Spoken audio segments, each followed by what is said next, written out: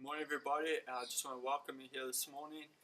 Thank you for joining us. We're going to be looking at Matthew chapter 5, verses 33 to 37 this morning as we carry on looking at what it means to be a disciple of Jesus and his teaching in the Sermon on the Mount to his disciples. And I want to read from there. It says, "Again you have heard that the ancients were told, 'You shall not make false vows, but shall fulfill your vows to the Lord.' But I say to you, make no oath at all, either by heaven, for it is the throne of God, or by earth, for it is the footstool of his feet, or by Jerusalem, for it is the city of the great King.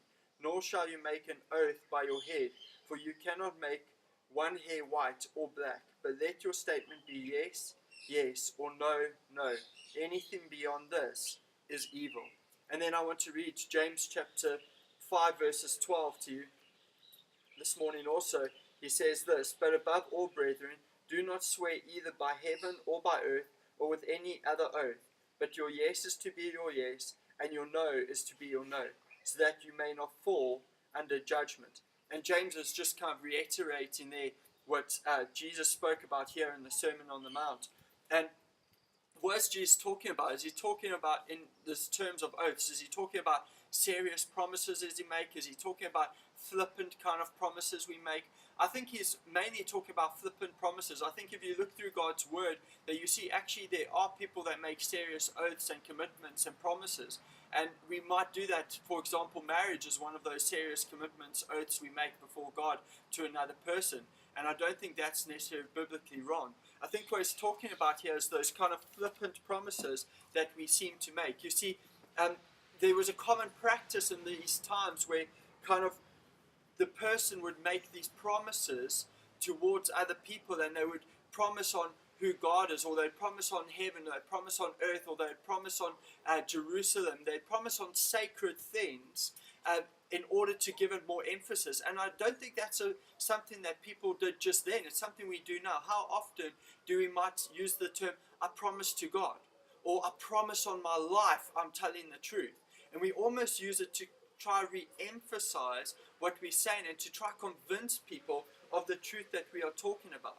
But what Jesus says here is saying that our yes is to be our yes, and our no is to be our no.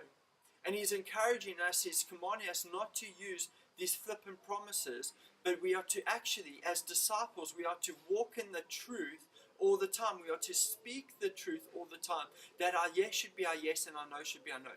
So that whenever someone asks us something, whatever we tell them is what we will do. And we wouldn't need to use these little promises like, "I promise on my life," or "I promise to God I'm telling the truth." We shouldn't need to use these oaths to try to convince them of the truth, but because our speech is always in truth and our heart attitude is always the truth, that is what we speak.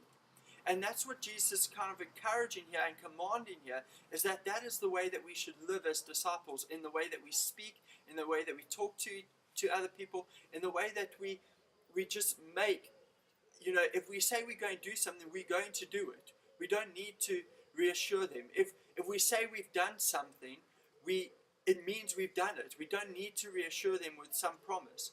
And he actually goes on and he says that actually if you use these other little promises, if you say like, "I promise on my life," normally that behind that is evil. Normally we use those phrases to try to deceive people into believing what the truth is, or try to convince them that we're going to do that, to reassure them that that's what we'll do, when actually we might not ever do that thing, or we might never have done that thing, but by using those phrases we have deceived them into thinking that we have.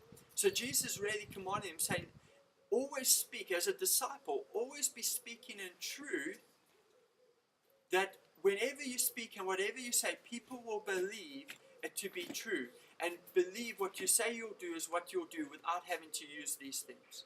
And my challenge to us this week and for today is this: let's speak in the truth of what God has given us.